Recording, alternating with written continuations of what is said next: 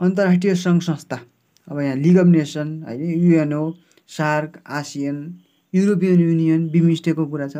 स्थापना कहिले भयो भनेर भन्छ, अवधारणा कहिले ल्यायो होइन, संस्थापक राष्ट्रहरू के थिए। अब कुरै गर्ने भनेदेखि अब संस्थापक राष्ट्रहरू अब युएनओमा त 50+1 पोल्यान्ड बराबर 51 भन्ने छ होइन। सार्कमा एमबिपिएस पिन छ, आसियनमा टिम एसपी छ होइन।